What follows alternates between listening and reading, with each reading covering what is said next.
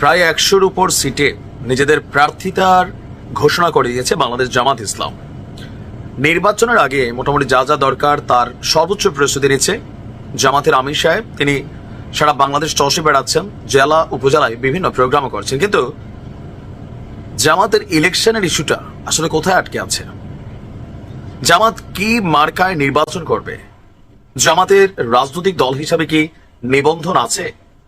যখন আমি ভিডিওটি করছি, আশ্চর্যজনক বিষয় হচ্ছে জামাতের এই মুহূর্তে নিবন্ধন নাই, এবং যে দাড়িপাল্লা যে মার্কাটা, এটা নিয়েও তারা নির্বাচন করতে পারবে কিনা সন্দেহ আছে। ইভেন নির্বাচনই তারা করতে পারবে কিনা একটা সন্দেহের জায়গা তৈরি হয়েছে।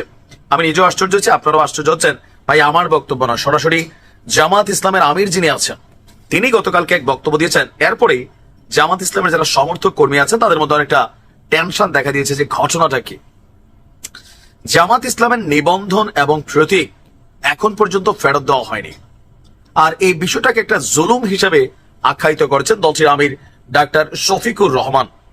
নরসিংদীতে এক কর্মী সম্মেলনে তিনি এমন মন্তব্য করেছেন, বলছেন যে ফ্যাসিবাদের বিরুদ্ধে মাথা নত না করার অপরাধে জামাত ইসলামের রাজনৈতিক দলের নিবন্ধন এবং প্রতীকটি বাতিল করে দিয়েছিল আওয়ামী লীগ সরকার, আর এখন এই সরকারের আমলেও এটা ফেরত দেওয়া হয়নি। তার মানে দল হিসাবে তাদের কোনো নিবন্ধন এখন নাই। ইভেন প্রতীক যেটা নিয়ে নির্বাচন করবেন দাড়িপাল্লা, সেটাও কিন্তু তাদের এই মুহূর্তে আয়ত্তে নাই। তিনি বলছেন, আমরা চাই গণহত্যার বিচার হোক, তবে এটাও চাই কেউ যেন অবিচারের সম্মুখীন না হয়। আর তিনি এখানে বেশ কিছু বক্তব্য দিয়েছেন যে আগামী নির্বাচন আপনার এটা কেমন হবে, সেখানে তিনি বলছেন কালো টাকা এবং পেশি শক্তির প্রভাব মুক্ত একটা ভোট তারা চায় এবং একটা সুষ্ঠু নির্বাচন আপনার এই মুহূর্তে তারা চাচ্ছে। আমি খুবই আশ্চর্য যে জামাত ইসলাম এতদূর চলে আসছে, বাট তাদের রাজনৈতিক নিবন্ধনটা এখন পর্যন্ত নাই। দর্শক, আপনারা অনেকে জানেন যে 2013 সালের 1 আগস্ট জামাত ইসলামের নিবন্ধন বাতিল এবং অবৈধ ঘোষণা করে রায় দিয়েছিল আপনার হাইকোর্ট।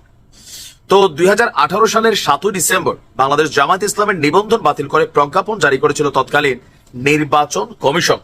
তো ওই রায়ের উপর জামাত আপনার একটা আপিল করেছিল, বাট আমরা যতদূর আজকে জামাতের আমির সাহেবের কথায় বুঝলাম যে এখন পর্যন্ত জামাতের যেই নিবন্ধন সেটা তারা ফিরে পায়নি, এবং কি আপিলটাও সম্ভবত কার্যকর আমরা যদি দেখি যে হয়নি।